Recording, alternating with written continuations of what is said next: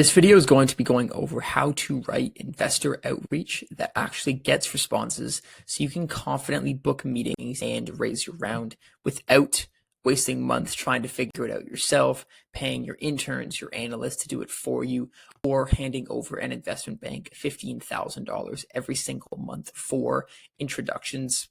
My name is Ryan Bryden. If you don't know who I am, if you're completely new here, I help run two firms at Breakout, which helps early stage companies in technology and in AI with go-to-market and with capital raising.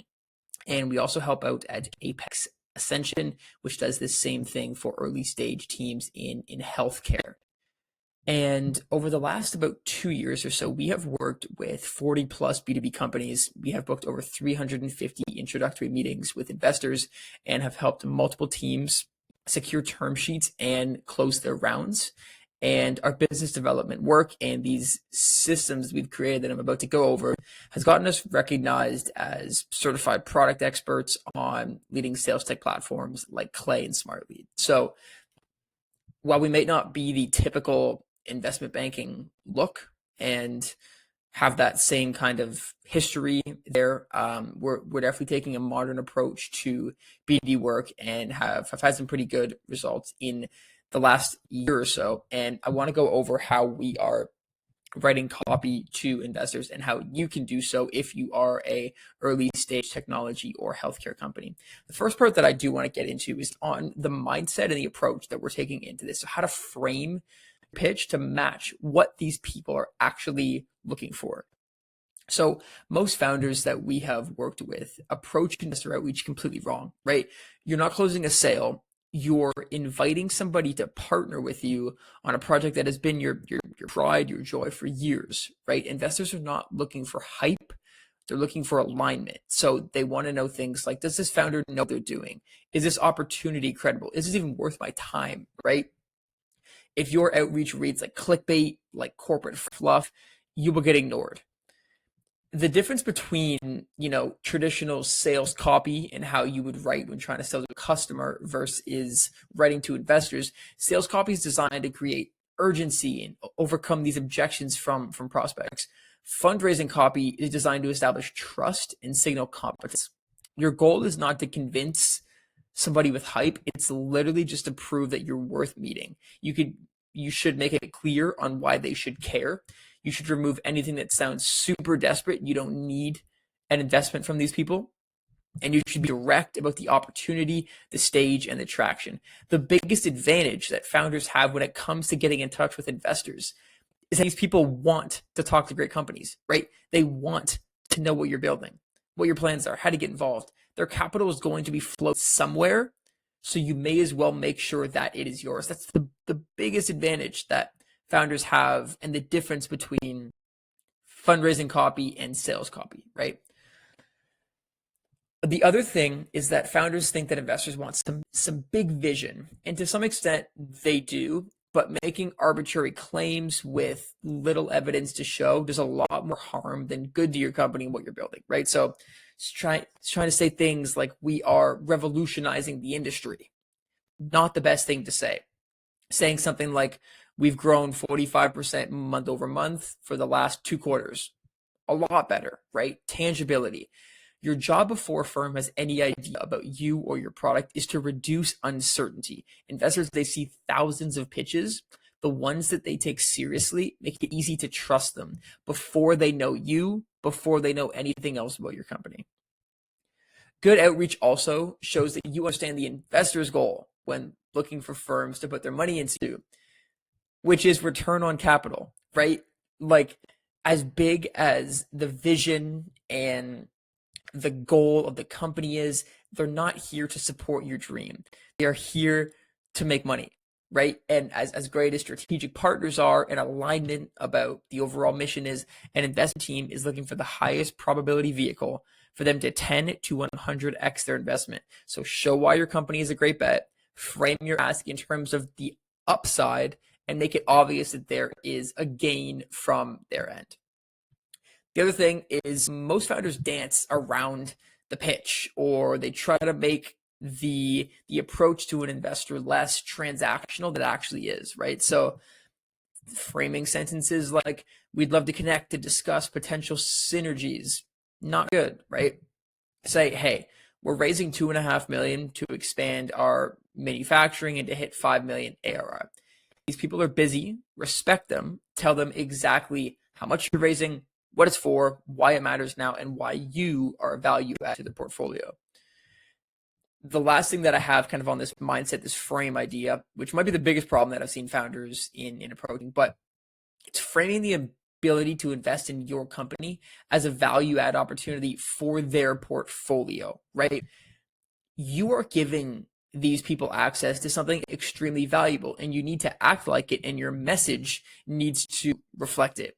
You should try to come across as confident but not arrogant. Be collaborative, but don't be needy. You don't need the investment from this firm, right? Be respectful of their time, of their boundaries, but be clear about your worth and what you're looking for. The goal of a really good outreach message to an investor is for them to feel like they just came across a gold mine, right? Is that, oh geez, like Ryan and his company, wow, they talked about this, they talked about how they align with their current portfolio, great, right?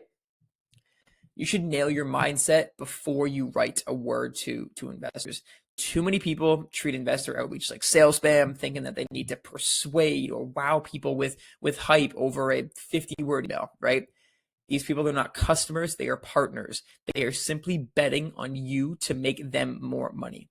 If you want responses, the short version of how to approach your outreach: be credible, be direct, show alignment, respect their time, and you need to act like the prize. Let's get into like how we can actually structure this outreach. So that was a lot of kind of high level frame type of stuff, right? How do I say the right things to get responses and to land meetings? A lot of founders get the main idea of what your email outreach should be because it really has one job, and the one job is get the meeting.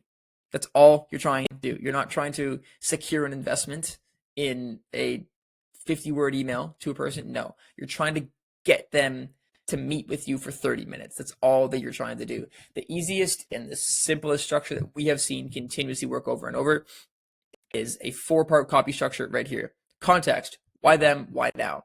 The opportunity: what are you actually building, right? 3, the ask: what do you want? And 4, the next step: make it easy for them to say yes, right? Depending on who you're getting in touch with, different teams are going to have different policies in terms of how they respond to messages like this. Some will make it mandatory for you to send a deck first. It just happens, fine. Some will make you go to their site and fill out a form to get you in their funnel. It's okay. Some will just take the meeting right away. But this copy structure is, in our opinion, the most tried and true method for generating interest here. A breakdown would be something like this. You'd be like, hey, John, I saw you led the seed round for competitor X. We're solving a related problem in the field of blank, et cetera, et cetera. We're a seed stage company with traction, tackling this problem with this solution. Given your focus on blank, I think we'd be a great fit for your portfolio. We're raising $3 million to et cetera. Would you be able to do a 20-minute call next week to assess fit? That's all that you're trying to do. That's simple, right? Subject lines. For some reason, this is like something that is really asked about and that people are really wondering, when it should be extremely simple. The only thing that you have to care about subject lines: don't make it clickbait and keep it 2 to 5 words maximum, all lowercase. And that's all that you have to do. Here are a few examples. You could do company name intro, company $2 million raise, and then the first name of the prospect. Opportunity for John, seed raise, company name, Series A healthcare raise. Like, keep it extremely simple. I promise you, we've been doing outbound for over 2 years now. The subject line does not matter that much. I promise you it doesn't. So don't overthink it. The next thing is going to be about bloat, right? So one of the things that we see too is that founders they'll want to include everything about their company in a initial email. Not the best idea, right? Keep it tight, ideally 3 to 5 sentences. Bullet points, right? Make it really easy for somebody to read. If an investor or person in general cannot get through your entire message in roughly 3 to 5 seconds, right? If they can't skim 4 or 5 lines, it's too long, right? Don't attach your deck to in the first email. Just don't do it. I could get into the background on why in terms of email deliverability. It's not worth it. Ask first. Um, that is what I would say in terms of bloat and formatting. And write like you respect these people's time, right? Cut the fluff. Try to make it impossible to ignore, but keep it extremely simple. The call to action is also an important part of the message itself. Again, I would keep this pretty simple. Like you don't need anything fancy, but I think call to actions like this that make it extremely clear. Hey, here's what we do. Here's info about the company. Here's why we're a fit. Boom, saying, hey, are you open to a quick intro next week? Is this worth a 20-minute chat? Can I send more details, right? Is it a bad idea for a quick intro to see this could be a fit, right? Make it conversational, make it casual, make it low commitment, but extremely clear on what you're looking for next. So all that they have to say is, yeah, sure, right? And it's an easy ask. Keep it focused on getting the meeting. Like that's the only overall goal that you should have with email outreach. You're not trying to secure an investment off of one email. It's just the pitch, right? It's just the invite. Every line in what you're saying should earn its spot. And if it doesn't, cut it. It's that simple, right? The third thing that we're going to tap into here is language and tone. And I'm going to take a sip of my coffee. Give me a second. This here is just going to be going over how you can sound clear, how you can sound credible, and how you can let investors know that you're worth their time, right? One of the biggest falters in this area is when founders that we work with come off too hyper or too desperate or not clear on what you're actually looking for or why this would be a fit for the firms that you're getting in touch with. You just want to sound clear, right? You should also be avoiding hype. You should be avoiding fluff, right? So language in terms like, we have a revolutionary platform. We have an industry changing solution. We have this opportunity.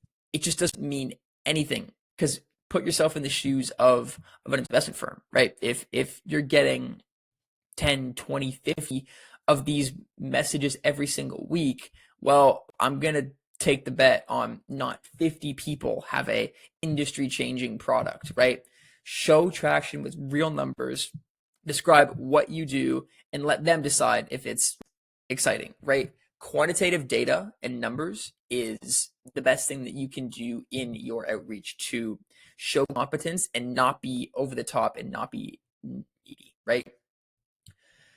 The next part of this is actually interesting because this is obviously, a very professional and formal setting. And I'm definitely not saying that you should be extremely casual, but what I will say is that you should keep things conversational, as if the way I'm speaking into this microphone right now, the same way that you would speak to a friend. Because at the end of the day, you're speaking with another human being, right? This is not like an academic paper. So the language that you use, I think that using contractions, so we're, let's, it's fun, right? You want to sound friendly. Don't use any corporate jargon or buzzwords. One of the biggest advantages that email has as a marketing channel is that it does not come across as an advertisement. So what this means is that people don't have their, oh, I'm being sold to, guard up, right? When you're driving around or when you have the TV on, can you recall the last 3 to 4 commercials that you've seen?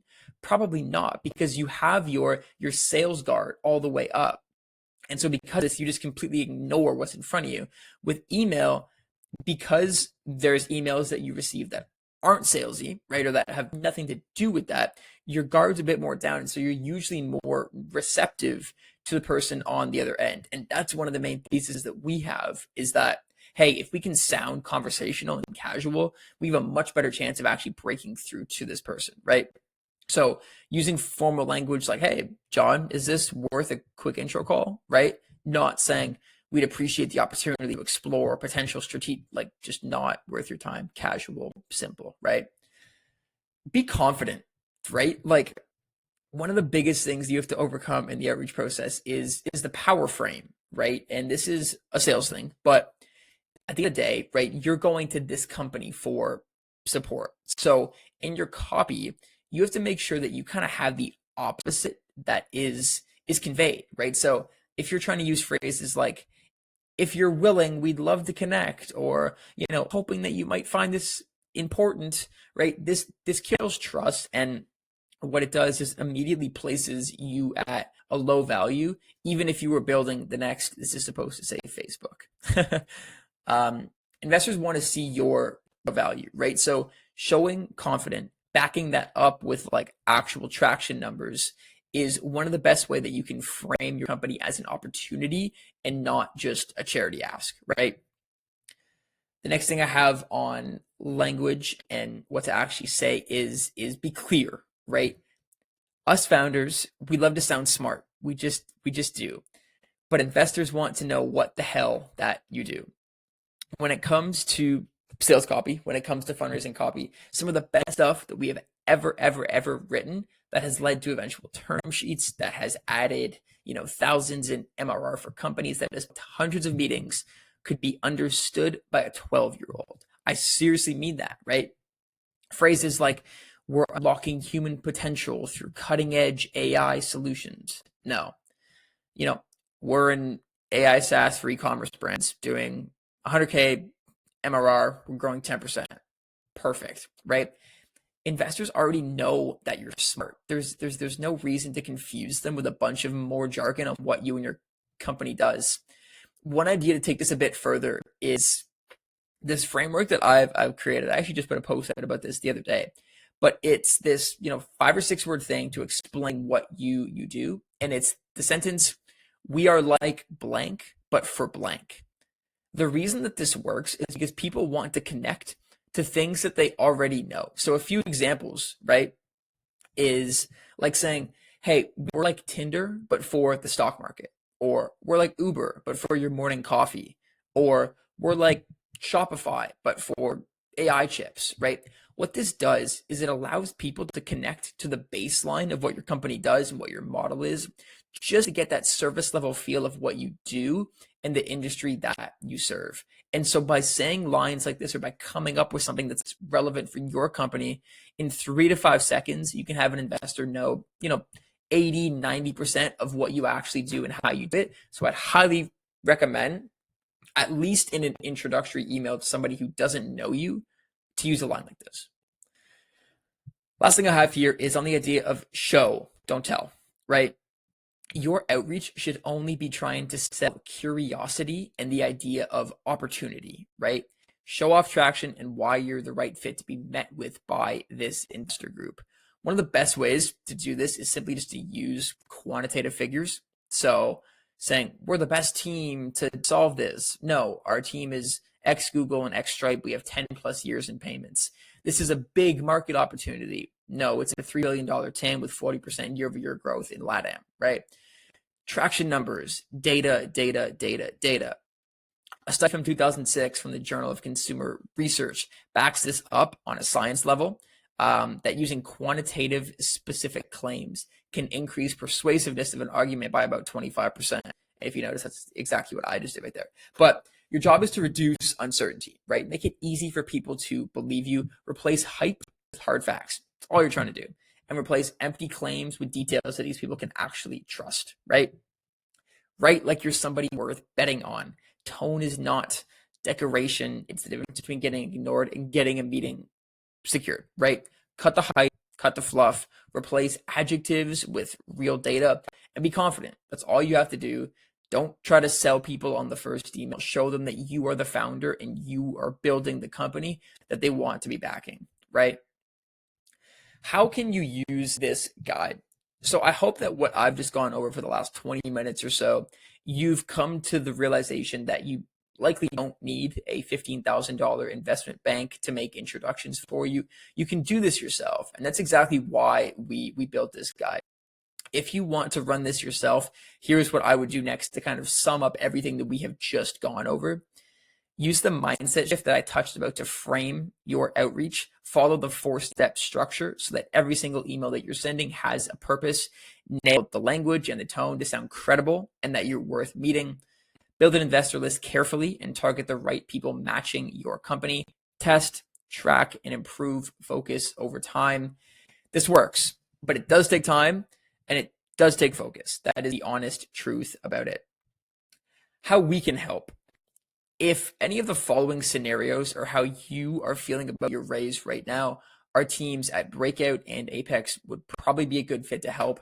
If you're feeling that your time as a founder is being heavily split between fundraising, actually running and growing the business, and you want to put the investor outreach process in someone's hands that you can trust, if you're relying strictly on connections and your network for early commitments to a round, and you need help closing off the rest of it by a certain time, and you don't want to pay that big investment banking price, if you've tried doing outbound yourself, or you give it to your analysts or your interns to work on, but it's taken up too much time and you're unsure if you can close the round by its closing date, or you're getting a little bit of investor replies, not enough qualified meetings to hit your target number, and you don't have a consistent way of getting in front of the right people outside of your network without handing over that big budget, we might be able to help, right? Our thesis and our thinking is that traditional capital raising is efficient and it's outdated. The approach that we have created to it at Breakout and Apex is the idea of smart raise. We will guarantee that we book you 15 plus intro meetings with active investors focused in your industry and niche in 90 days, completely done for you, or we're happy to refund it to you. I will have this document attached here in going over how we compare versus some other traditional capital raising methods here. But here's a few case studies of ours as well that, again, I will let you go through on your own time. If you are an early stage company in technology or in AI, we might be a good fit for helping you here at Breakout. And if you are an early stage company in healthcare, we're probably a good fit to help you out at Apex. I will have all this information in the description of this video as well. I hope you gained something from this. If you did, like, comment, share, subscribe. Thank you so much for your time and enjoy the rest of the day. I'll see you.